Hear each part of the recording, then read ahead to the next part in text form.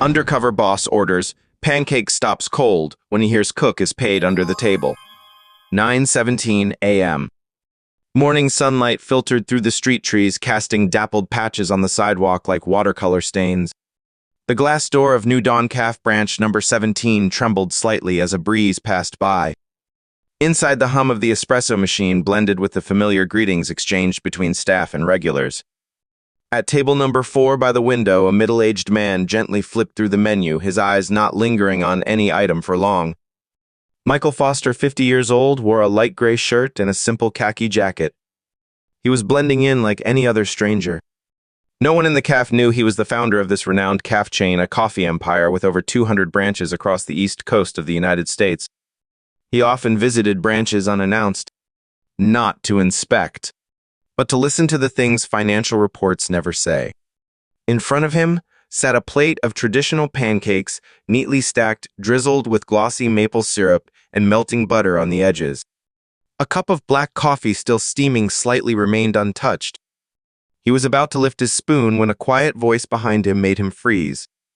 "Seriously, if I don't get some cash today, I probably can't pay my rent," a young woman's voice. Rushed, but trying to stay calm. Silence followed. Then the sound of a receipt printer cut in. Michael slowly placed his spoon back down. He didn't turn around. But the ease in his eyes vanished. A few seconds later, a young woman stepped out from behind the counter carrying 2 lattes and a tray of pastries. Her hair was tied up high, her calf beige shirt slightly wrinkled, but her smile polished and professional. Her name was Sophia. A small brass name tag, edges worn, pinned to her apron. She set the tray down at a nearby table, nodded in thanks to a couple, then turned away. Michael caught her stealing a quick glance at the register, just long enough for him to notice, but short enough not to draw attention. Then, as if nothing had happened, Sophia bent down to clear some glasses, refilling coffee at the table across from his. He thought maybe I misheard, or maybe it's just personal business, but the doubt wouldn't leave. A few minutes later, Michael heard Sophia's voice again, this time from the takeaway counter. "Here you go, sir. That'll be $4.75. Oh, if you don't mind, you can drop the tip right here. Cash only, please. Thank you." Michael tilted his head just enough to see her adjusting the transparent glass tip jar, but inside there was only a single crumpled $1 bill. Mini Twist 1. One of the most consistently profitable branches in the region, and the tip jar at the start of the day, nearly empty. Michael glanced around. The calf wasn't crowded, but not empty either. 4 tables were occupied. 2 to-go orders were being printed steadily. "So where did the tips go?" A cold shiver traced his spine.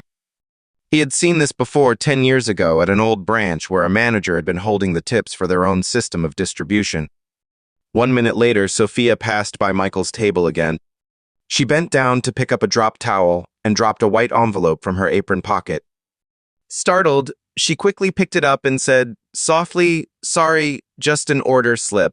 But Michael had seen clearly that wasn't an order slip. It was a cash envelope, stamped with the logo of Wellstone Staffing Solutions, a staffing agency Michael knew well, one that had been previously investigated for hiring under-the-table workers. Mini Twist 2. Why would a full-time employee receive pay through a third party? Why hide the envelope? And why only cash payments? Bit by bit, small details were starting to piece together like fragments of a blurry picture. Michael lightly tapped the wooden tabletop, not to wipe away crumbs, but an old habit, a sign he was about to make a decision. He still didn't know exactly what was happening, but he knew one thing for sure: at New Dawn Calf, every employee must be paid transparently. No off-the-books contracts, no cash under the table. And most importantly, no one should work all day and still go to bed wondering if they'll have a full meal tonight. New Dawn Calf Branch number 17 sat on the corner of Kenmore Street, a quiet neighborhood, slightly outdated compared to other branches in the chain. But that's exactly what gave this place its charm. Not flashy, not loud like the flagship stores in big malls. Here people came to drink coffee and breathe. Light from the sliding glass windows cast soft golden stripes across the wooden floor, reflecting off the glazed ceramics of handcrafted cups. At the bar counter, the soft clinking of a spoon against a glass sounded like a tiny bell waking the morning. An elderly guest flipped through his newspaper, sipping espresso in small, measured sips. Two college students sat in the far left corner, revising notes with earbuds and highlighting lines without a word. No one noticed the man at table number 4 by the window jotting something down in a small leather-bound notebook. Michael Foster, 50 years old, founder of this famous calf chain, was now investigating as an ordinary customer.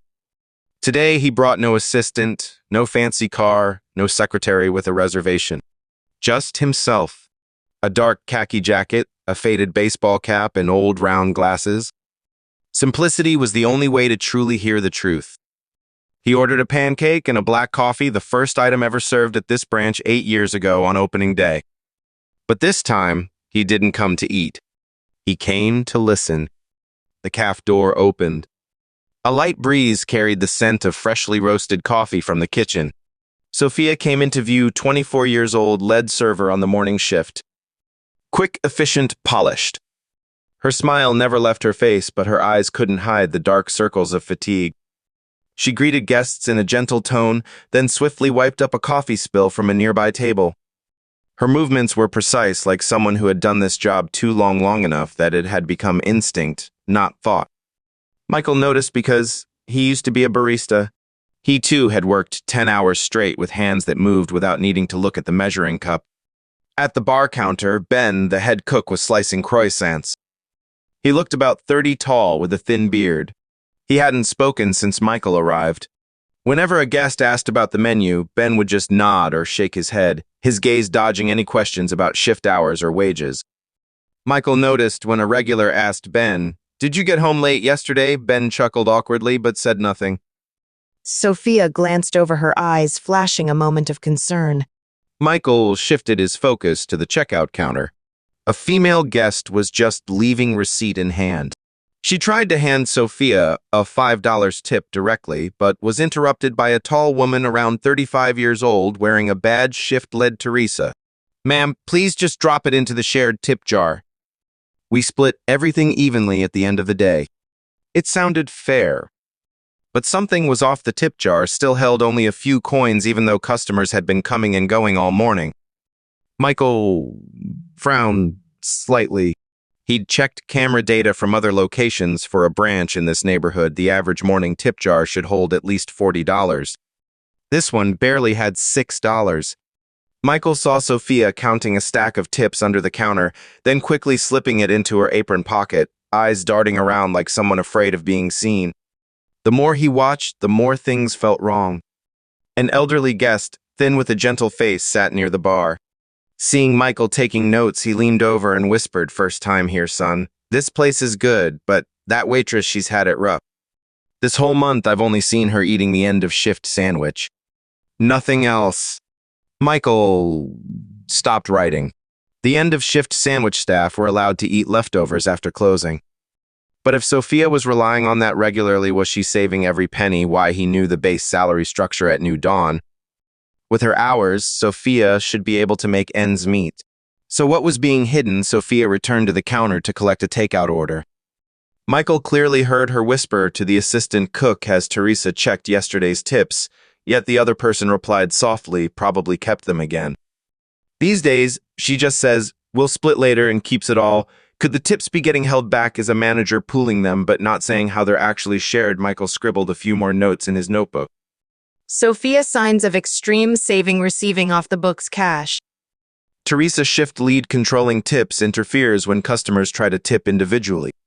Morning tip jar doesn't match reports. Ben, cautious demeanor. Unusually silent, the calf still felt normal to the customers. But to Michael, waves were beginning to ripple beneath the surface, waves only someone who'd truly lived this industry could sense. Near closing, Sophia was clearing the table by the window. She had no idea the customer at table 4 was still observing her every move. She held a stack of receipts and a few loose tip bills, dropped them into the jar, then quietly pulled out a $10 bill and slipped it into her own wallet. No one noticed. Except Michael. And at that moment, he knew for sure he hadn't been wrong. Just as Michael took his second sip of black coffee, Sophia walked past behind him. She held a tray of pastries, but her voice tilted softly toward the prep station. They won't let me do evening shifts anymore. Same reason as always, no budget. A short pause. Then a male voice responded, faint and weary. If she loses this shift, she's got no income left except tips. Michael looked up. His breath slowed. He heard every word clearly. Tips. Her final lifeline. Not salary. Not benefits. Just loose change from customers. The first emotional drop. Those seemingly casual lines to a CEO who had spent over 20 years building a system of fair employment rang like alarm bells. Something was wrong. Very wrong. A few minutes later, a soft laugh echoed from the kitchen. Then another voice joined in, muffled by the sound of the exhaust fan. No records. No contract. Still working full weeks. And getting paid in cash. This time, Michael didn't just pause. He gripped his coffee cup tightly and stayed frozen like that for a long time. In his mind, the pieces began to form. Sophia denied evening shifts, fewer work hours, no eligibility for official employment status. Sophia surviving on tips dependent on cash, easily exploited. No employee file, no legal protection, can be fired anytime. Paid in cash, serious violation of federal labor laws. Michael had seen this before 10 years ago when an old Boston branch had been accused of hiring undocumented workers, paying them under the table, no contracts, no insurance. He thought those days were behind him, but now it was happening again. Right inside the very system he had painstakingly built. Right at New Dawn Calf, the branch he once called the most authentic soul of the brand. Michael suddenly remembered the last time he met Sophia was at an internal training session over a year ago. She'd been one of the standout newcomers, diligent, fast learner, nominated as Rising Face of the Quarter. But after that, her name vanished. No promotions. No transfers. No mention in any future training lists. She had disappeared from the internal system. But in reality, she was still here pouring coffee, wiping tables, smiling at guests, as if she had never left. As if she were a ghost straddling two worlds, working like a full-time employee, but treated like she didn't exist at all. Michael ordered another coffee. Sophia brought the cup to the table and bowed slightly. Do you need anything else, sir? He gave a slight nod. She turned away. And just as Sophia walked off, a detail froze Michael in place for a few seconds on her right wrist. A faint bruise, still healing, revealed itself. It had been covered with makeup, but the bluish trace beneath the skin remained visible. It wasn't a serious injury, but it was the kind of bruise found on people constantly carrying trays with no proper rest, no reasonable shift changes. This wasn't the mark of an accident. It was the mark of a broken system, forcing people to bend themselves into unnatural shapes just to survive. Michael placed his hand on the table and pulled out his notebook. He wrote a single-line branch, 17 shift lead is hiding undocumented workers. Signs of exploitation and labor abuse. Immediate investigation required. But he didn't leave. Because he knew if he walked out now, he could only fix this with policies and paperwork. But here, he needed to fix it with presence. And by listening. Behind the counter, Teresa, the shift lead, stepped out. She was laughing loudly, holding a stack of paper files. Michael quietly observed. Sophia approached with a bill for Teresa to sign. Teresa took it, but didn't sign. Instead, she smiled and said, I'll take care of this later. Okay, I'll input everything tonight. A male customer nearby, noticing the scene, hesitated for a second. I left a tip directly for the young lady. Hope she gets it. Teresa didn't turn around. She replied quickly, we use a shared tip system here, sir. Fair for everyone. That so-called fairness was just a shield to obscure vague collections and redistributions. A way to restructure tips so the person who actually serves the guests never really knows how much they're getting. Michael sat still. A long while later, Sophia came back to his table. She wasn't carrying anything. She just looked at him, surprised you haven't left yet. Michael smiled and nodded. I'm wondering, can a single cup of coffee really keep someone sitting this long? Sophia paused, then smiled gently. Maybe it's just the vibe of our cafe. Michael looked directly into her eyes. And in that instant, he saw something honest, a gaze both hopeful and guarded. As if she had grown used to guests coming and going, leaving tips and forgetting the hand that brought their tray. The morning drifted by slowly, as if no one wanted to break the natural rhythm of the cafe. But Michael Foster knew the quieter that rhythm, the easier it is to hide what's broken underneath. He stood up and brought his third cup of coffee to the counter. A young barista took it from him, around 19 years old, ash-gray-dyed hair, a stud in his left ear. Michael squinted with a smile and asked quietly, "Is it all right working here, kid?" The boy hesitated. He glanced toward the back, then lowered his voice like confessing something. "Well, it's okay, sir. It's just I once saw my paycheck get altered by a few bucks. But I didn't dare ask. You question too much around here, you're likely to get cut." A simple sentence. But to Michael, it was a silent blow to his pride. The system he'd built to ensure transparency was now making employees too afraid to even ask about their own paycheck. Next was the dishwashing assistant, around his early 30s, wearing a wet t-shirt, arms scratched from carrying hot trays. Michael waited until the man stepped into the back and caught him just as he was changing his gloves. "How's the job treating you?" The man looked at him as if he wanted to say fine just to end the conversation. But then he lowered his gaze and whispered someone once complained about the tips. The next day, they got moved from morning shift to late night. Since then, no one dares speak up anymore. Michael fell silent. A good system never punishes the ones brave enough to tell the truth. Yet now a calf called New Dawn was letting darkness seep into every shift. While Michael was jotting that down, Sophia passed by. Still, the gentle smile.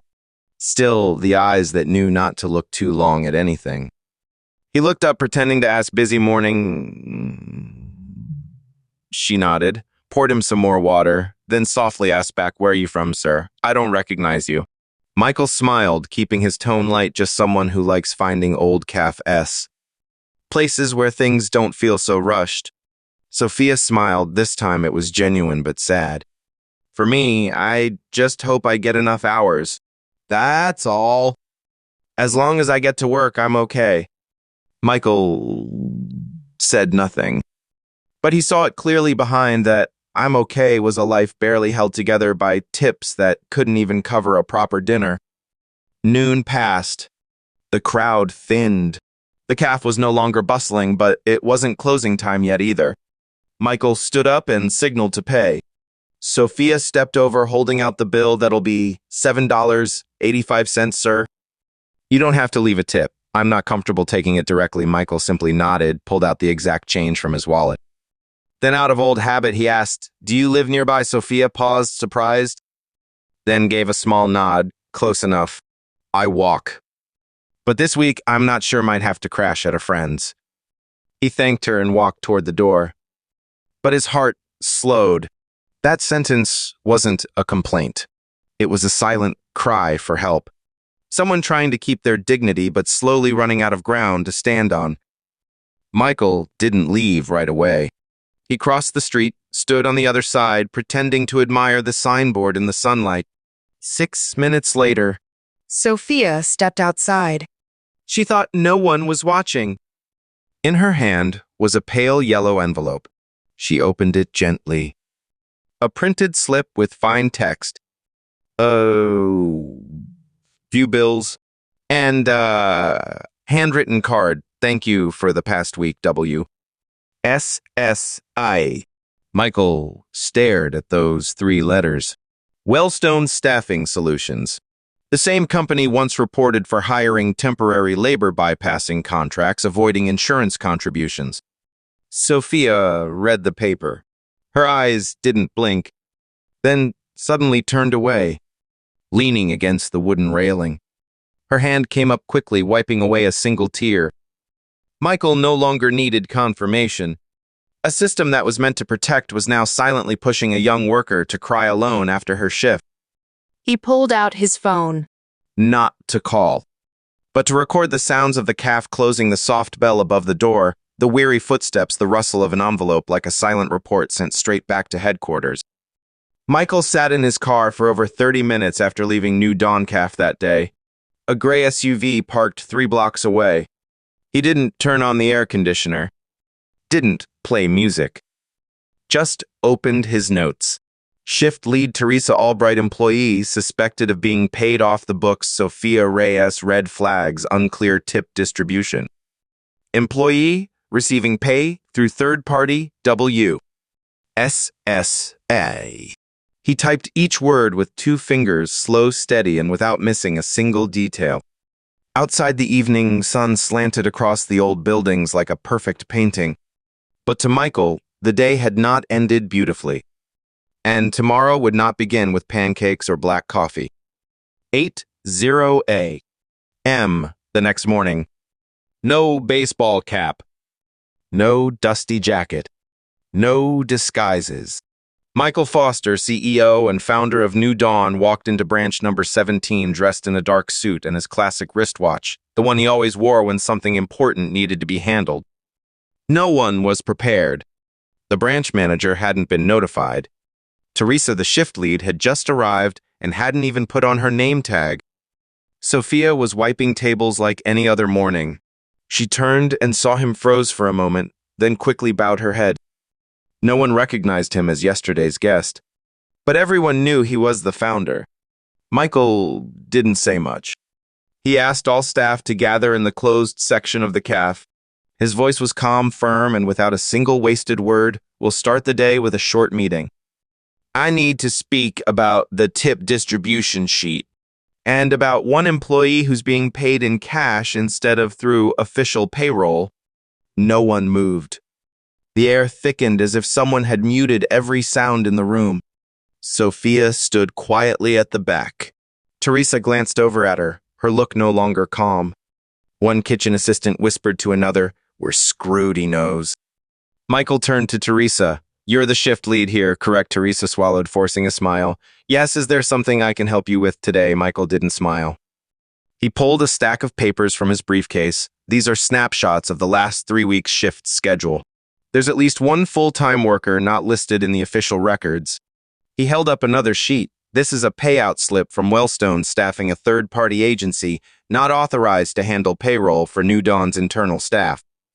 And this, he lifted a printed color photo, Sophia standing on the porch, envelope in hand, wiping away a tear, is evidence that the system here isn't just broken, it's making good people live in fear.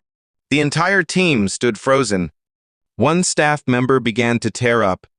Michael didn't raise his voice. He didn't have to. It was his composure that made every eye stay fixed on him. He walked over to Sophia. His tone softened. "Yesterday, you said, as long as I get to work, it's enough. But I didn't build New Dawn so people like you would have to settle just to survive." Sophia stood still. She didn't know what to say. All she knew was that her hands were trembling. Michael turned to the whole team. "I'm not here to ask who started this. But I will make one thing clear, as of today it ends. Every employee must have proper records and contracts. No one will receive wages through a third-party agency. And tips will be paid directly into your account transaction by transaction, transparent based on actual hours worked." Teresa stepped forward, trying to explain. I thought that Michael interrupted, not angry, but firm. "We don't rewrite the system. We follow it properly." Just as Michael finished, a young barista, the one who yesterday admitted his fear about the paycheck, suddenly spoke up. "Thank you. I thought I wasn't allowed to ask." A line cook nodded, eyes glistening. Other heads slowly nodded around the group. As if in that fleeting moment, someone had unlocked the invisible chain that had gripped their throats for far too long. Michael gave a slight nod. He looked around at every face, no longer afraid, but hopeful. And in that moment, what he felt more strongly than anything was that silence was no longer frightening. It had just been broken. The air inside the CAF that morning felt heavy, not from the coffee grinder or the steam rising from espresso machines, But from the way every employee now stood in a quiet semicircle, their eyes locked on the two figures in the center, Michael Foster and Teresa Albright. Teresa tried to hide the shake in her voice.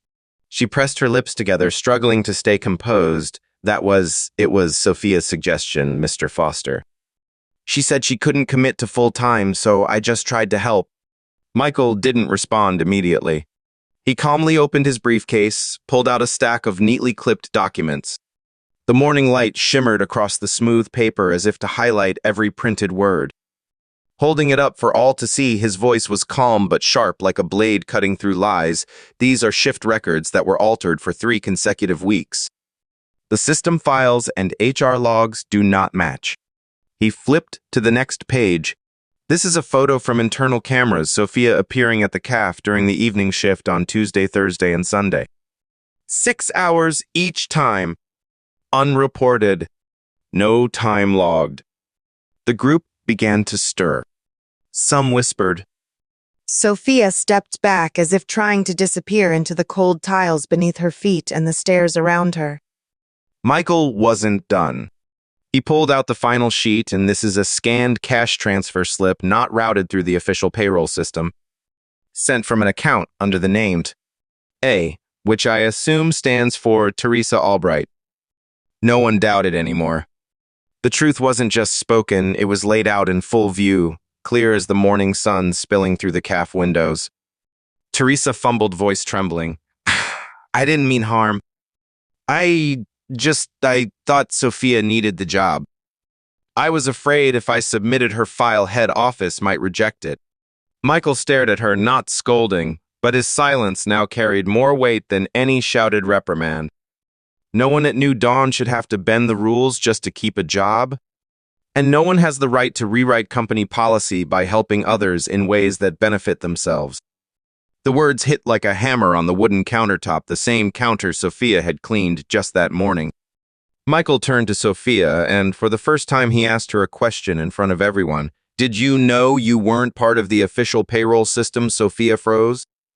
Her hand clenched the edge of her apron. 1 second. 2 seconds. Then she nodded just slightly. I know, but I had no other choice. If I didn't work, I couldn't pay rent.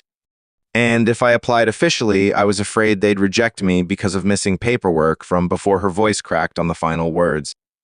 Like a valve that had been twisted too tightly for too many months. The viewers and the staff around her began to feel a deeper truth. This wasn't a scheme.